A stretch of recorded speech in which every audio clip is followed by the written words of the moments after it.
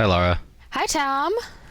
How are you? Oh, I'm great. Thank you. Welcome back. Yeah. Today I have The Crown of Embers for you. Which one's that?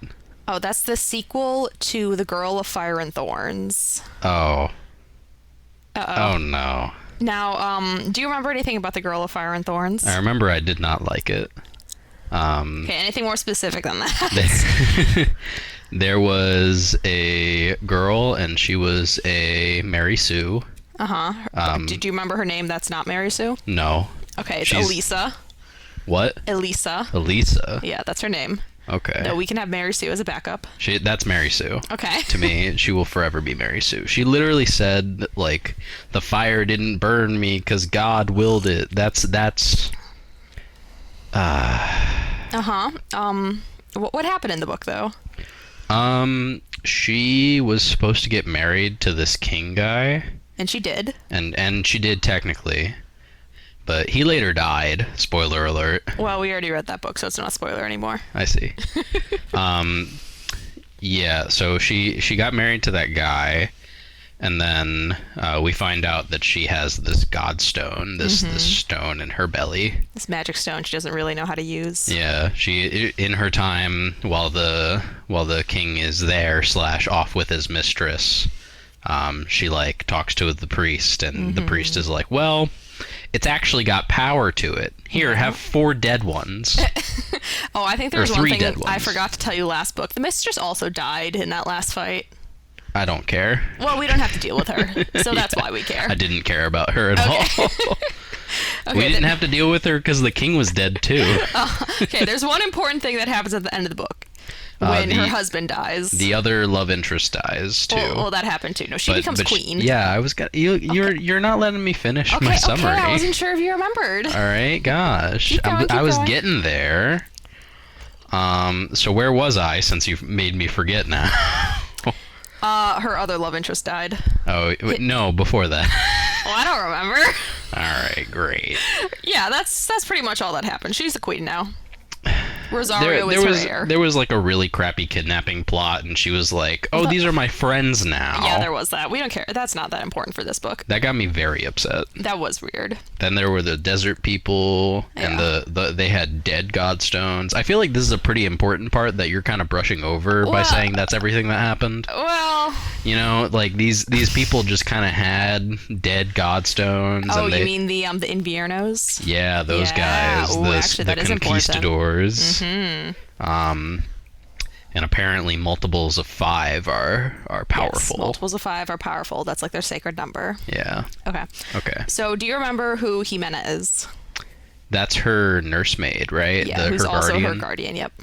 And do you remember who Hector is? Absolutely not. Okay. Hector is, well, I guess was Alejandro's like BFF, and they're like the same age. And Hector was his guard knight. Alejandro died, so that's kind of awkward. But Hector was kind of like Elisa's friend while she was in the palace, which she wasn't in the palace for very long in this book, but he's also the one who found her when she was the desert rebel. Oh, okay. So he's the one who found her and then Brought her back, yeah. the mayor of that one town. Yeah. Yeah. And Alright. she also convinced him to stay on as Queen's Guard.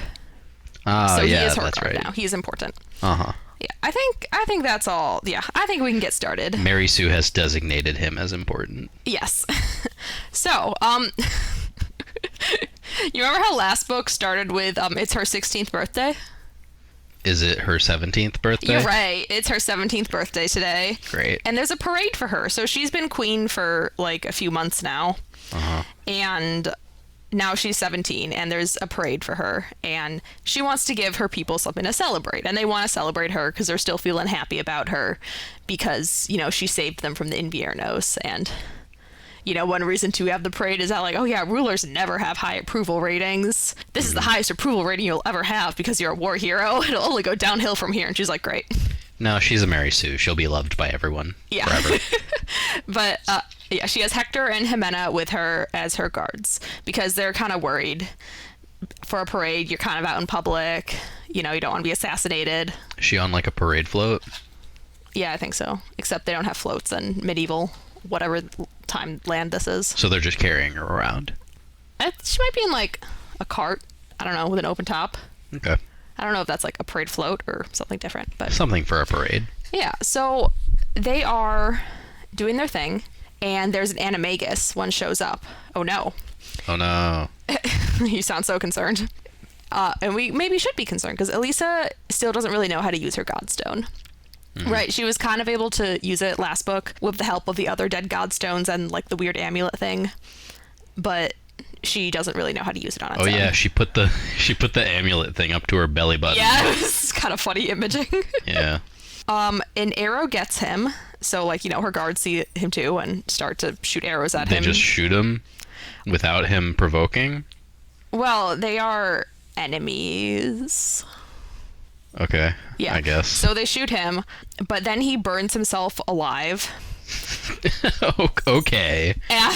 Dramatic much? Yeah, so he starts burning himself alive, and he says, Elisa will come to Invierno as a willing sacrifice. She must do this. So, like, he's been kind of sent as a message, a messenger. And then he, like, burnt himself alive in this message. Okay. Yep. So the parade erupts into chaos. Right. I back up a second though. I feel like there are better ways to send messages. I mean, it got their attention. Yeah, I'm sure. That's all. Carry on. Okay. So they leave the parade because it is dangerous, and they go back to the palace, but someone shut the palace gates. And this is like kind of sussy because only a few people in the government have the authority to shut the gates, and if they knew Elisa was outside the gates, they're like, why did you shut them?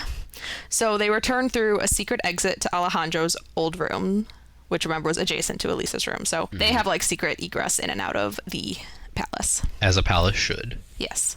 And they apparently barred the gates against a quote-unquote mob of their own people, right, who are just kind of scared. So Elisa goes to the gate and orders it open because they protect their people. But here's the question, why did they lock Elisa out? Ooh, I'm so intrigued. All right, so they go to a quorum meeting. Maybe it's the next day. I don't really remember. But they're worried that the quotes from my notes, worried enemy is being sussy. Yeah? They're being suspicious. Those are some good notes right there. Well, yeah, I mean, Invierno came in and burned himself up. Uh-huh. So, I mean, they're unsure about their plan because that's kind of a weird thing to do, but, you know. Also, Elisa apparently does not have those dead godstones in the amulet anymore. I guess they kind of, like, broke or something. What'd she do with it? They broke? Yeah. That's a crazy thing to do off screen. Maybe, like, dead godstones, they can still be, like, alive enough to do a little magic, but then they can be, like, super dead. I'm not really sure. Either way, she can't use it anymore. Through what mechanisms, I am unsure. I feel like they should have done that, like, on page. Well, maybe they did, and I just glossed over it. But the quorum thinks that Elisa needs a regent because she's only 17. And yeah. She needed that a year ago. Well, she doesn't want one. And if she refuses to get a regent, then she needs to get remarried. So they're focusing on that option. Because rebuilding is rough, expensive. They're low on money because, you know, their gate got destroyed and they're trying to fund their army. A lot of stuff happened like to Elisa's kingdom that sent her away? Or do they not have money? Well, yeah, I guess they're not sending them any. Okay. Maybe they haven't asked. Dad, hey, can Dad. I have some money? That's something any Mary Sue would do. Come on. That's true. It didn't happen, though. Especially a queen, princess. Like, Yeah. come on. So she has to probably get remarried. So Elisa visits Alejandro's grave. Like she likes to be alone and go to the catacombs and just, you know, vibe and be alone. And she does specifically go there alone, which is bad because someone's there and she gets stabbed. So how'd they sneak into the catacombs? Well, that is a plot point we will get into. Okay. So Elisa wakes up in bed and Rosario's with her and she's been unconscious for 3 days. But she is alive. For 3 days? 3 days. Well, she hit her head pretty hard. Like they were worried she might have had brain damage. So this person didn't finish the job? I'm trying to remember what happened. I think he got chased off by like Hector. So Hector was there. Well, no, he wasn't there. And then he came after her eventually, something like that. That's okay. I think he got chased off by someone. I don't really care, honestly. But it's been 3 days, and the quorum raised taxes while she was out, and she's kind of pissed about that. Well, yeah. Yeah. But she's on bed rest, and therefore the quorum is continuing to undermine her. You know, because she got stabbed. Great. Yeah. So we find out that Elisa's godstone lets her heal faster because, like, our healer man, he's like, you are healing remarkably quickly. And then we flash back to the last book when she had, like, broken ribs and stuff. And she's like, yeah, I was able to walk the next day. And he was like, oh, Jesus. Yeah, crazy. Yeah. So she heals pretty quickly. And we see the general is the one who seems to be leading the undermining, like the general of her armies. And Hector is being kind of distant with Elisa. Like, maybe he's crushing on her. I'm not sure. Like, maybe he's upset that he let her get stabbed. You know, there could be all sorts of reasons for men being mysterious and not expressing their emotions properly. Yeah, men are pretty repressed. Yeah. So Elisa is having nightmares, you know, about the stabbing. So she goes to the catacombs to, like, face her fears. And while she's there, she remembers that she didn't actually fall and hit her head. She remembers, like, when she fell, she, like, I don't know, rolled onto her side or something. So she's like, how did I get this giant lump on my head? Right. And yeah, that's pretty typical of a concussion. Well, it's implied that it's not just her memory that's weird. It's like maybe, like, she didn't just fall. Something else was happening that caused the brain damage. Well, she doesn't have any brain damage, but that caused the head hitting. But she also specifically remembers that there was a breeze in the catacombs, which is weird. So maybe there's a hidden entrance.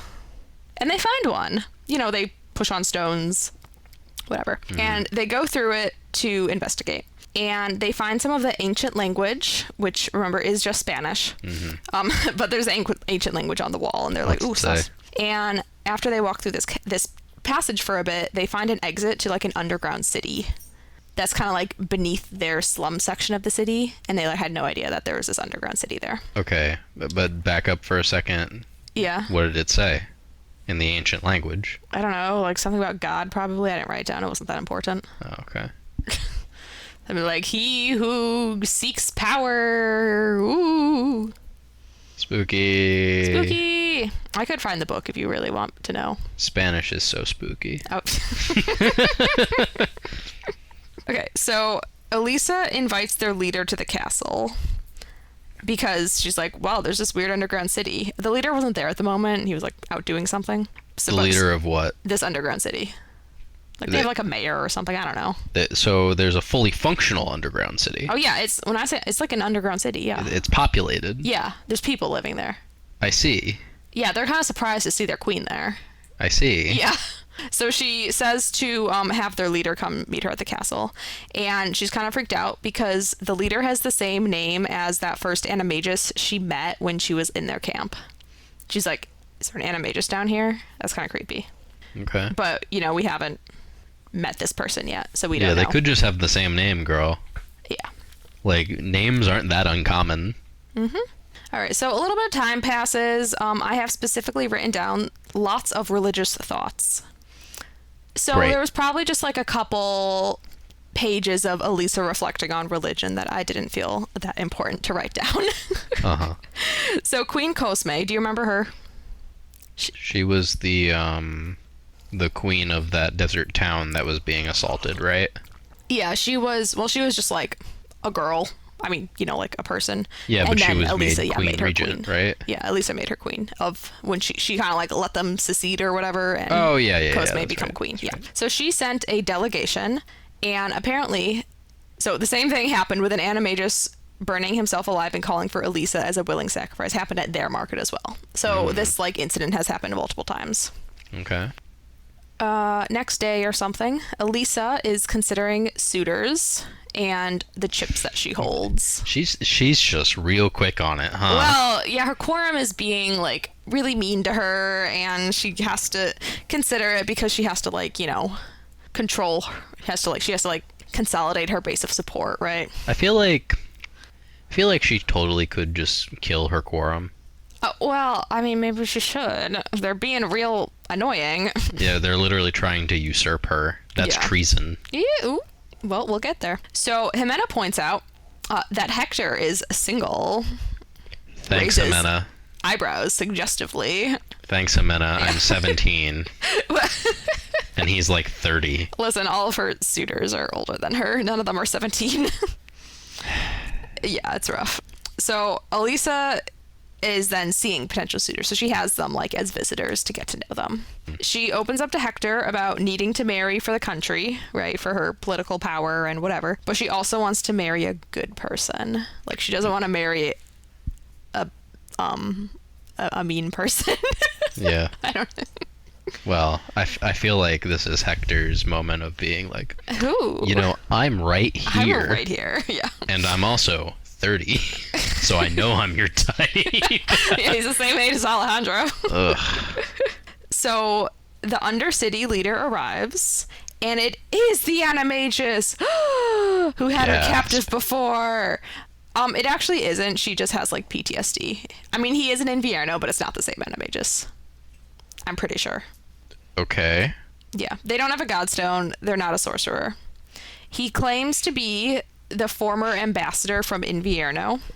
So like he used to like live in this country legitimately as their ambassador, but I guess they didn't like him very much, so he got fired or something like that. And he moved to the underground Undercity. city Yeah. that no one else knew about. Yeah. Well, there's a lot of people living there, but he's their leader now. And there's a lot of Invierno spies in general, because even though the Inviernos are like blonde, there are some, they're blonde and tall specifically. There are some that can like pass as people from our country if they are like a little shorter or have like darker hair. Uh-huh. Yeah. Sure. So he came to warn her because he likes his cushy little Undercity life. He doesn't want to return home. So he actually likes living in the city, even though he is definitely not allowed.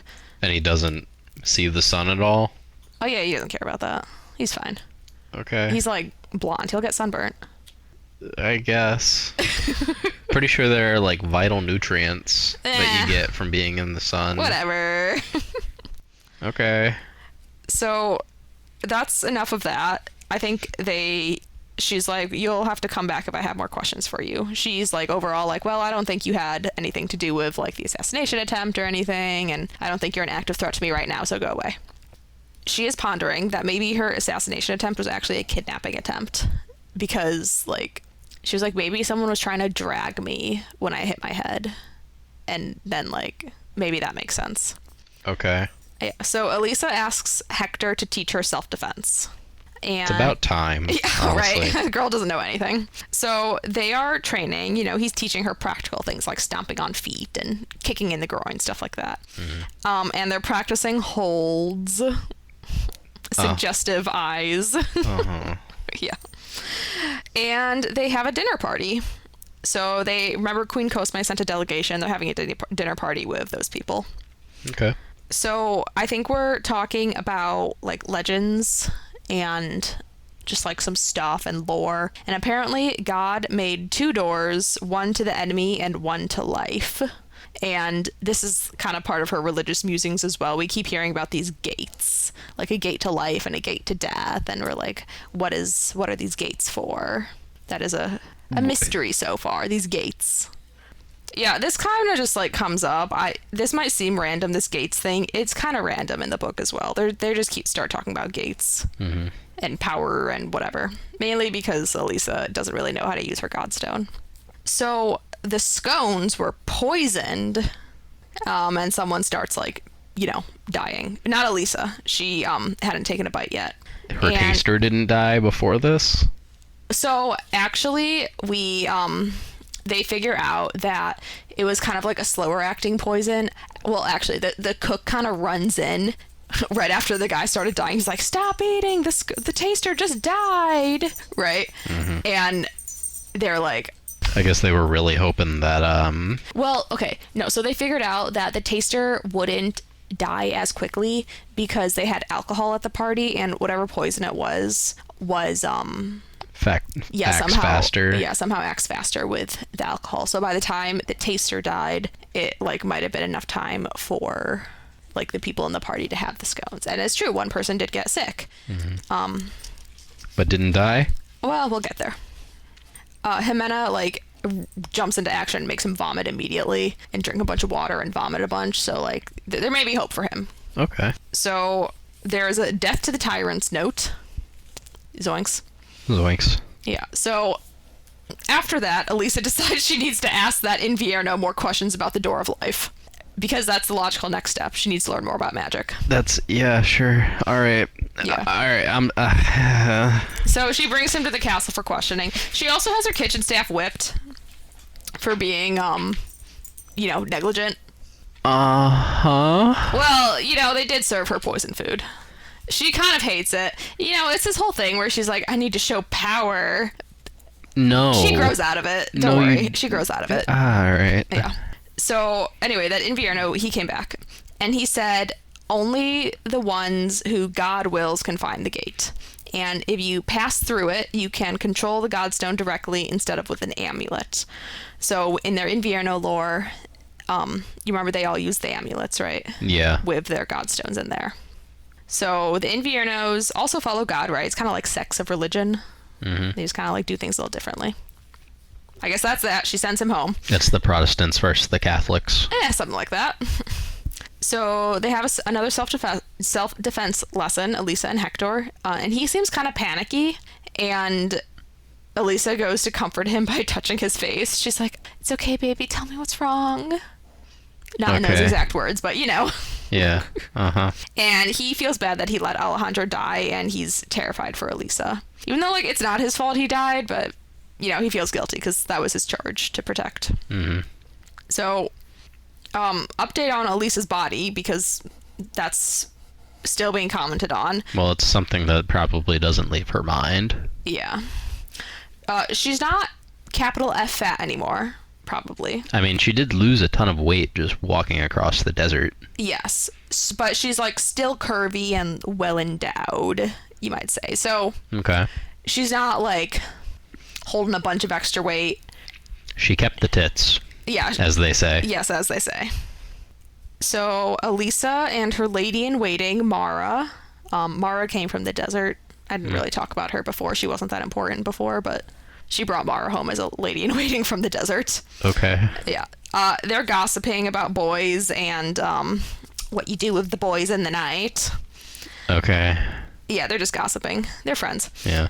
And while they're walking, the godstone warns Elisa. So you remember the godstone turns really cold when she's in danger. So why didn't it do that with the other times, like when she got stabbed or when she was... Well, it did. She just ignored it? Well, I mean, it can warn her and she can still get stabbed.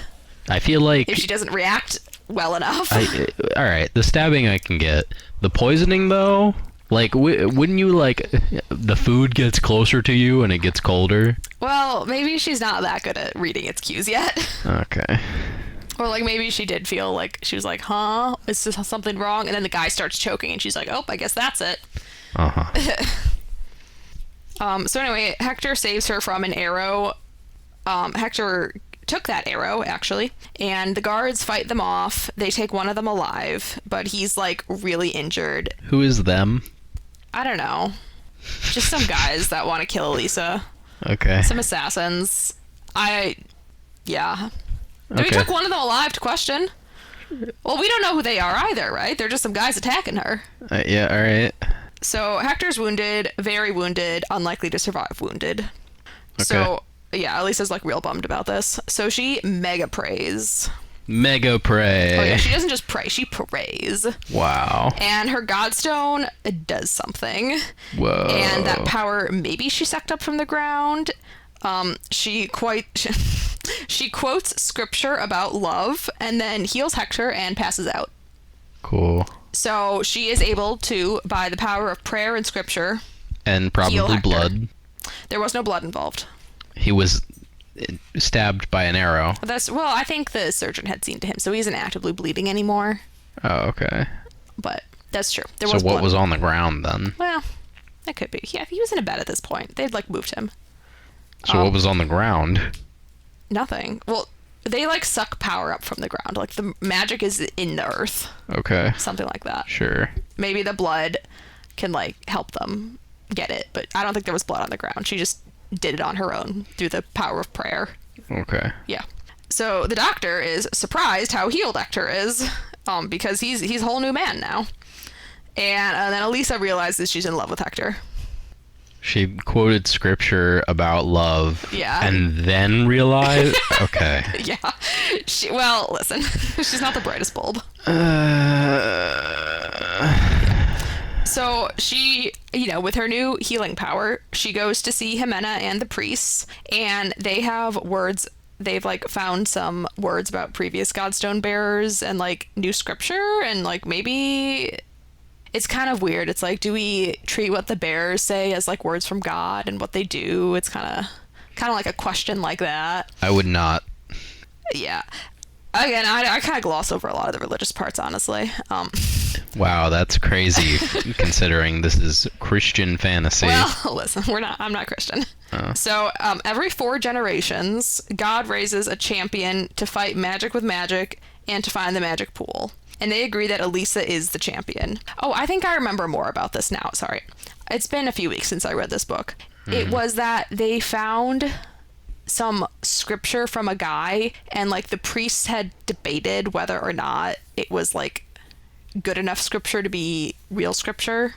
Oh yeah, wasn't there one godstone bearer that gave a bunch of prophecies and stuff like that? When they do that, sometimes the priests debate whether or not the scripture is actually the word of God or just this one guy. I mean, if he's having premonitions. Yeah. So that's how they found new scripture that's in debate about if it's actually scripture, and that's what the magic pool champion thing is. Can you hang on? Let's pause for a second. Can you imagine being the guy with the godstone and just making that stuff up? Well, how, maybe that's why the priests debate or not.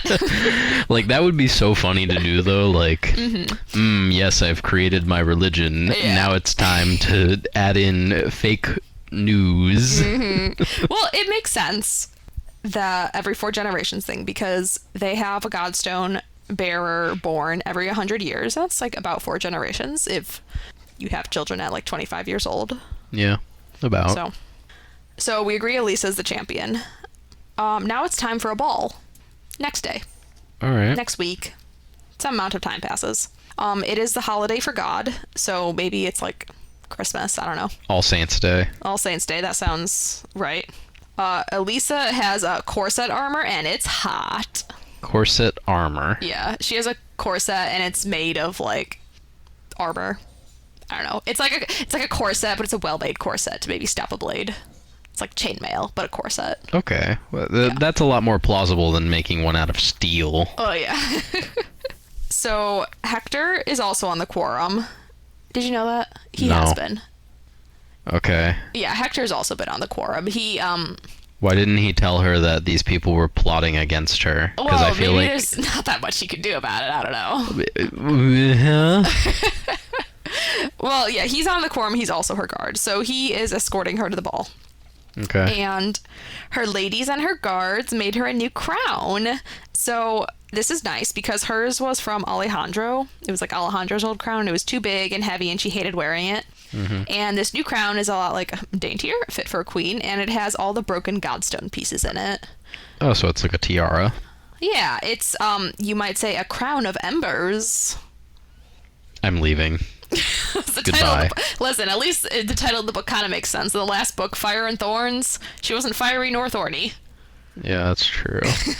But how does a crown full of godstone mean crown of embers? That's not. It's not like it's on fire or anything. The stones aren't even described as red. No, they're blue, actually. They're very... Oh, all right. I'm done. Goodbye. No, come back. We're almost done. With this half of the book. Sure. Okay, so Elisa dances with Rosario, and it's very cute. And then she dances with Hector. And she dances with some suitors and some others. Yeah. So she's, taking a break in a hallway, and she finds one of her suitors making out with a guy. And he's gay, right? All right. So does she just keep watching? That's what teenage girls do, right? They enjoy yaoi. Well, no, he's like I'll leave. I'll I'll stop being a suitor. I'll resign myself from your suitorship. Right. Good. So, yeah. So we have a letter from her sister. You remember she has a sister? Yeah, she has a sister. She Sure. wasn't that important in the plot of the last book, but she has a sister, and she's looking for a husband, apparently. Maybe from Elisa's kingdom. She's heard of Hector and is asking about him. Hector is a quorum lord because he's, like, I think, heir to some land. So he is a lord. Yeah, he is a lord. He's also just her guard. Okay. So does she write back to her sister, like, hands off my man? No, she hasn't claimed Hector because for some reason, even though he's single and a lord, she doesn't consider him a suitor. Or, like, the potential for a suitor. Even though she already had the realization that she loves him? Yeah, again, she's kind of stupid. But she is sad and jealous, and I think, like, writes a letter back that's like, yeah, he's great. He's the best man I know. Yeah. So she brings the gay suitor to her chambers because... Sorry, that's a wild...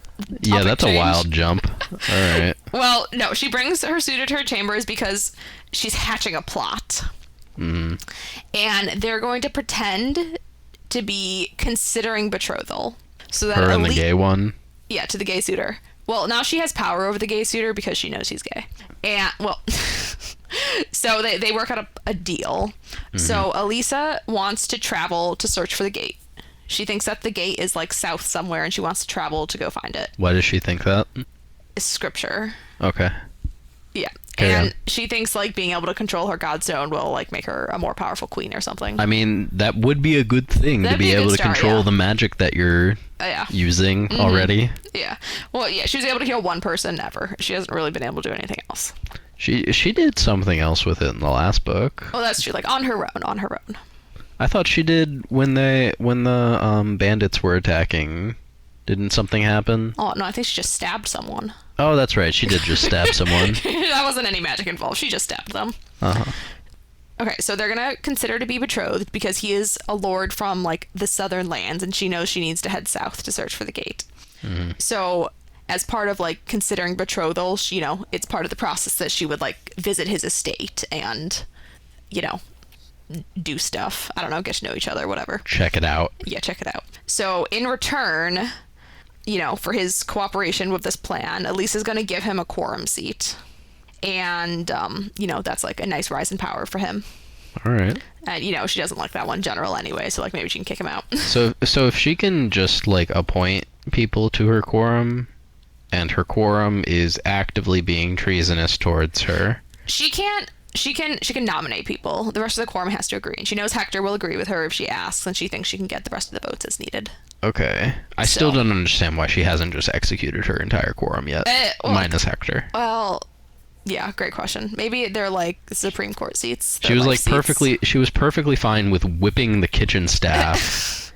but this is too much, well, there was I'm one sure. thing I skipped over, and that, like, the general guy that we didn't like, he had the guards who were guarding the catacombs when Elisa got attacked. He had them, like, murdered, like, executed for failing to protect their queen, and she was, like... kind of sad about that because she liked them and it wasn't their fault, especially because they found a tunnel, so it's like they didn't even sneak past them. Yeah. So she was, like, really pissed, and so she's like, well, I have to show power somehow, but I don't want to execute them because it's really probably not their fault. Yeah, those people, it's not their fault. Yeah. The people who are actively undermining her, though? Oh, yeah, it is their fault. The other thing, so in addition to giving him a quorum seat, she says that she can claim 2 free votes in her favor, like, as requested. Okay. So yay. And they're also going to bring that Invierno on the journey with them because he knows stuff. Sure. Just trust this man immediately. Just trust that guy. Yeah, it'll be totally fine. She's back on it again. Back on it again. And then they're going to leave the next day whenever this happened. And Elisa and Rosario have a little sleepover, and it's really cute. All right. We are just about halfway through the book. Okay. We are going on a journey to go find a gate of power. That was really short for halfway through a book. Well, maybe the second half is longer. I don't think it is. More happens in the second half. It's kind of a slow first half, honestly. Yeah, it seems like it. Yeah. I mean, if she spent literal pages thinking about religion that you didn't write down. I kind of glossed over. Yeah. All right. All right, we'll pick this back up next time. Hi, Tom. Welcome back. Thank you for having me again. Please tell me it's not The Crown of Embers. We haven't finished it, so we have to keep reading it. Oh, okay. Elisa, and she's on her quest to find the gate. Mm-hmm. So they're traveling, and they have a decoy Elisa because people keep trying to kill her. They have a decoy Elisa. Yeah, so she's... How? How do they do this? Well, they have a girl who's pretending to be Elisa, wearing like queen's clothes and stuff in the carriage, and then real Elisa is just like in her traveling schmuck clothes. And, all her traveling companions know about it, but, the hope is that if they get sabotaged or if they get attacked... It's a Padme situation. She's the servant instead of the queen. Yeah. Yeah. Yeah. Okay. So, they're being followed, and they sent a scout, and it seems like they're being followed by men of one of the Quorum Lords. Whoa, I'm shocked. Yeah, not the general who we heard about last time, but just another one. They're all sussy. Yeah, I still stand by saying Get rid of all of them. She should have just gotten rid of all of them. Yes. So the Invierno that they brought with them, his name is Storm. He is worried about... We're just gonna brush past that name. Okay. They named him Storm? No. We call him Storm. Okay, I didn't write any of this down in my notes because I didn't care that much, but the Inviernos have these names that are like phrases. Okay. So I don't have his full name written down, but it's something like the calm before the bristling of the passing storm. Like, his name is something like that. So we call him Storm. That is the edgiest thing I have heard in my entire life. And I've heard of Shadow the Hedgehog. Yes, so his name is Storm. All right. He's an edgy boy. Yeah, he is. So he's worried that the party following them has an Invierno spy who's actually a trained assassin. He just knows this because like he knows who all the Inviernos are in the court who are like hiding there because he used to be one of them. That's awfully convenient considering he hasn't been doing this for years and years and years and years. Well, I don't know if it's been that long, but yeah. Long enough for people to forget there's an underground city. Oh well. Yeah, I mean, they just never knew about it, but... So, they decide to split up so Elisa can search for the gate, and then they can also get away from the assassin. So, Hector, Storm, Elisa, her lady, and her scout are going to split. Her lady is Mara. Remember Mara? That's the girl from the desert that she poached. And a scout. I'll talk about the scout more later. So they split off, and Jimena is pissed not to be going, but, in order to keep up the decoy, it makes sense that Jimena would stay with who they think the queen is. Yeah. So the assassin is approaching, so they leave, and they cause some chaos on the way out to cause a distraction. I think they were in like a hotel or something, or an inn, because we're not in modern times. Yeah. Yeah. So Jimena had apparently warned Hector not to fall for Elisa because he needs to marry Elisa's sister. And this is Hector telling Elisa this, and he's like, yeah, I did anyway on accident, and then they kiss. And they get away on a rowboat. Wow. Yeah, Hector and Elisa, they've fallen hard. It's been how many months? Well, they've known each other for about a year. All right. But, you know what? That's a little bit more reasonable than the... For half of that year, she was married to someone else. Yeah. So, barely knew the guy until like 6 months ago. Yeah, so Hector has a plan. So when they're on this boat, they go and hail this ship. And Hector is like, we're going to go meet with this ship, and they're going to help us. Because the captain is Hector's brother. They bargain for passage. Elisa guarantees them some business, because they're like a merchant ship. So. Okay. So they have passage on this ship. And it turns out that Hector is heir to his countship. And he basically gave that up for Elisa when she asked him to be his guard. So, like we said, Hector's a very eligible bachelor that she's just not considering as a marriage proposal. Despite the fact that they've kissed. Yeah, they've kissed. Whoa. Yeah. So Elisa's godstone is telling her the way to the gate. It's kind of like tugging her towards the gate because it's like the chosen of God who can find the gate. And she is, because she has the godstone. It's just like Vin in the Well of Ascension. Yeah, exactly. It's pulling her towards it. Yeah. Hopefully that turns out better than that. Hopefully. So, once Elisa finds out that, she's kind of upset that Hector, maybe gave up his life to serve her, she's like, you can quit and go home to your courtship. And, he's like, oh, you don't understand that I love you. Right. He's being moody like a boy. Uh-huh. Yeah. Sure. How YA novels view Yeah. men. Yeah. Yeah, honestly, all my notes for this chapter are there's just a bunch of random conversations. So Storm says that there's a gatekeeper who will test Elisa. We'll have to deal with that. Mara and Elisa are gossiping again, and Mara brought birth control. What kind? She bring condoms? I can't imagine they have, like, proper hormonal birth control. I think it must be something more like that. I think they're like seeds. There's some sort of plant birth control. I mean, back in the day, apparently they took, like, a tea to, like, prevent pregnancy sometimes. Yeah, it's something more like that. But Mara brought birth control because that scout I mentioned, there's a bunch of backstory I don't really care about, but those two have tension. All right, so they're approaching the gate. They've been on the ship for a while, but there's a hurricane, and it's kind of like an unnatural hurricane. It's not hurricane season, but they have to sail through it and have faith. Okay. Yeah. I'm sure everything will be fine, thank you, plot armor. Yeah. There's also a tornado, too, during the hurricane. Yeah, sure. Just cuz. So Hector and Elisa pray together. Uh-huh. Uh-huh. And then everyone on the ship prays together. How cute. And then they sail into the tornado, and it kind of breaks the ship because they just sailed into a tornado, but they're all alive. Also, Hector confessed love to Elisa during the tornado. And then they make alive. Out. No, stop. They're all alive after having their entire ship wrecked by a tornado? Yep, they all make it. This book used its entire quota of killing characters in the first book when it killed both of Elisa's love interests. At least have them be injured, for goodness sake. Yeah, I don't even think anyone was injured. Oh my god. A hurricane and a tornado. Okay, Mary Sue, continue on. Yeah, but they arrive at this island, and the ship is pretty damaged. Oh, turns out Mara was hurt in the tornado. I just didn't take notes on that earlier, but Elisa heals her, and it's easier this time, but she still passes out. Okay. So there was an injury. Look at that. A single injury. Oh no, I got a boo-boo from the tornado.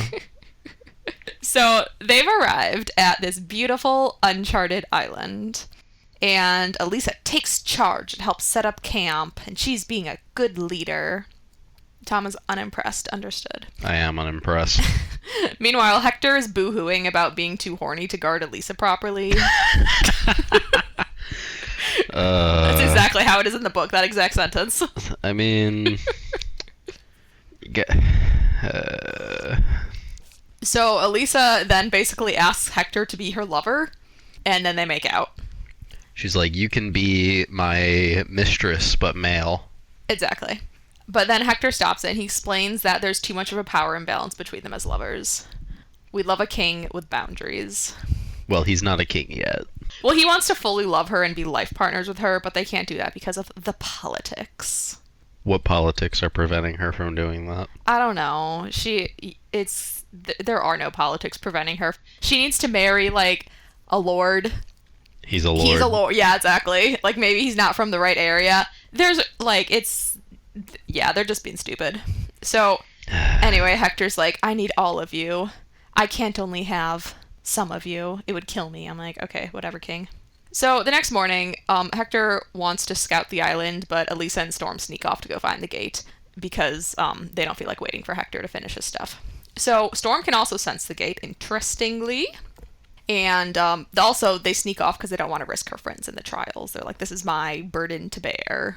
So they come to a cavern that seems a little unnatural with that ancient text again. Storm is being kind of weird about it. Of course it'd be unnatural if there's text inside. Well, maybe it's like a cavern that was like carved out. It's not a natural cave. Oh, okay, that kind. Yeah. So Elisa does blood magic, as in she dribbles some blood onto the ground. And then she has a funky vision of power. As in, I had no idea what was happening, but it seemed powerful. Great. Yeah. So Storm tells her that the Inviernos were the original dwellers of the land before Elisa's people arrived. maybe, question mark. Honestly, I've read this whole series. There's another book after this one, and it's still kind of confusing. Like, yeah, anyway. So Elisa's godstone is hurting a lot. And, like, so much so that Storm has to help her walk. And what do you mean hurting? Is it just, like, pangs? Yeah. Pain? It's just, like, panging her, and she's really like, But they arrive, indeed, at the Invierno Gatekeeper.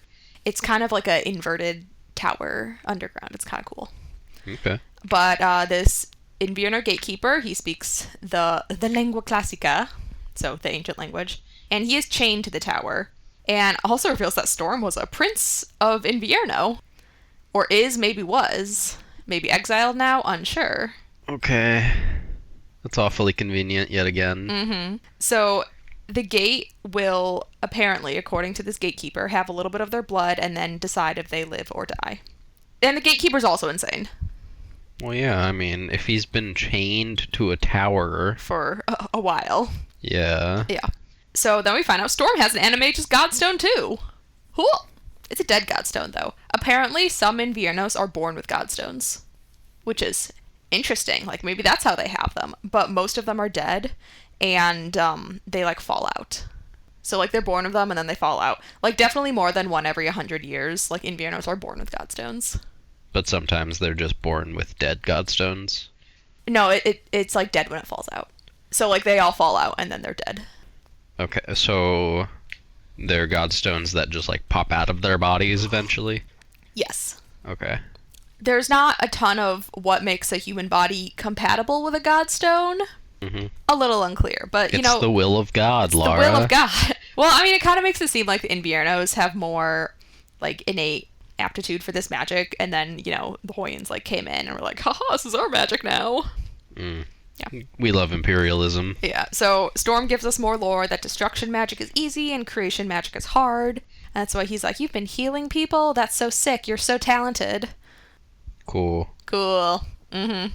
Our Mary Sue. Yeah. So in this tower, there are thousands of godstones inside, and it's apparently a graveyard for bears, I guess. So, like, they come there to die. Okay. So there's just a bunch of stones there. So the gatekeeper says one of them, so Storm and Elisa, one of them will leave as a true sorcerer, and one of them will stay as the gatekeeper's replacement, because the gatekeeper is like, heck off, I'm leaving! So Storm is staying as the gatekeeper. Oh, let us see. So the gatekeeper and Elisa start magic dueling, and magic is a lot easier for her, because they're at, like, the source. They're at the gate. So this is, like, back to Well of Ascension. This is the pool of magic. Yeah. Yeah, so she's at the pool of magic, and it's a lot easier for her. And Elisa's protecting Storm as well. She, like, force grows a tree. She's, like, way better at the creation magic than the destruction magic. She's pretty cool. So she's declared a sorcerer, and she can just use magic now. Good for her. Yeah. And the idea is that, like, once you've passed this test, you could, like, call on the magic a lot easier than before. Yep. So then the gatekeeper transfers his chains to Storm, so that now he's the guardian, and then he immediately dies and dissolves. I'm shocked. Oh yeah, because he's, like, ancient, right? And Storm is bummed out because, well, now he is their living sacrifice for this magic. Apparently the magic needs a living sacrifice. Get wrecked. Yeah, get wrecked. Okay. So Storm is, he's bummed out about it, but he has apparently regained his honor, I guess, by doing that. So he's, like, kind of bummed out, but, you know, he has, like, a weird sense of pride about it. Regained his honor that we don't know that he even lost. Well, he says he lost his honor by, like, being a flop of a diplomat. Well, he wasn't a very good sorcerer, right? So he's not a proper animagus. He can't do magic that well. And then he was kind of a flop as a diplomat as well. So, like, I guess in his land, like, people are, like, too nice to their, well, they're, like, more harsh on their people, and, like, failure is not an option. So, like, yeah, that's why he's, like, lost his honor. He's Zuko, you know? Yeah, I get it. Yeah. And then Elisa comes to the astounding realization that magic won't solve her political problems. Whoa. Yeah, like, this whole time she wanted to find the gate so she could become a more powerful queen. And now that she's here and she has the power from the gate, she's like, wait, magic won't solve all my problems. I'm like, it sure would make them a lot easier, girly. I mean, it does make her a more powerful queen, so goal accomplished. Like, it would make maybe your generals and your quorum less likely to try to spite you if you can just smite them. Yeah, right. Yeah, so all right. Can she call lightning from the sky? Like, literally smite people? No, she can only do creation magic right now. Still not able to summon fire. Or do any other destructive things? No. But she can, like, grow a tree in, like, a second. That makes me sad. And that could be destructive. You know what? That's true. Growing a tree can be destructive. Mm-hmm. Yeah. So, what happens next is interesting. Okay. Okay. I'm gonna need you to, join me in suspending our disbelief about Elisa's bad decisions and lack of consequences. All right, you're ready. So Elisa raids a bunch of godstones. That's not the bad part. That makes sense. There's thousands of godstones. Yeah, why wouldn't she? They're super valuable. So she grabs a bunch of them. And then she frees Storm, and the land is very angry with her. The tower becomes a sinkhole, pulls everything in. She's kind of broken magic, or at the very least, like, broke her connection to it. Mm-hmm.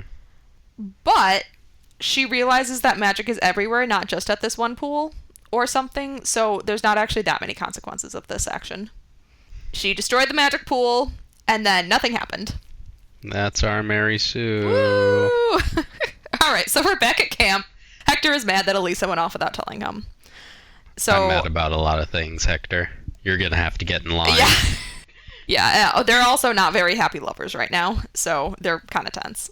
So they have to stay on the island a couple days longer just to repair the ship, and Storm's chains, they also can't be removed from his ankles, so when he was chained to the tower, like, she didn't break them off of his ankles, she just, like, broke them in the middle, and now she can't break them. So he just has ankles because he has ankles. He just has chains on his ankles because he's an edgy boy. Yeah. Yeah. I can't wait for him to start using those as weapons. Yeah, right? Just, like, whip your ankle around and smack someone. That would be cool. But he and Elisa seem like they're friends now, so that's neat. Okay. So they're on the ship, then they get back to their intended destination before the detour, but there's, like, a blockade and some other war preparation, so it's a little like, uh-oh, what's been happening? Because we've been gone for, like, a little while. We find out that Elisa's decoy died and Jimena was wounded, but, you know, at least Elisa didn't die. So apparently one of the Quorum Lords, the one who sent that assassin, is being annoying and starting a civil war, or, like, trying to start a civil war. Basically, he's trying to take power for himself. I mean, he did attempt to kill the queen, so, like, yeah. You know. And then Elisa realizes she needs to marry Hector for politics. So, like, a week ago, she was like, I can't marry you because politics. And now she's like, whoa, I could marry him for politics. Yeah, she's an idiot. Anyway, before she can do anything, that Quorum guy, the general, his people ambush them, and an assassin has a knife at her heart. So... And they don't just kill her? Well, okay. They're an assassin. Well, remember, they're also an Invierno. So apparently the Civil War and all of that was an Invierno plot to have them all infighting so they can get to Elisa. Because remember, the Inviernos want Elisa to come as a willing living sacrifice. Uh-huh. And this assassin is an Invierno, right? So that's what he wants. So he's not killing her. Okay. So what happens next is Jimena tells them to take Hector instead because Elisa loves Hector and will follow them. So they do. Thanks, Jimena. Thanks, Jimena.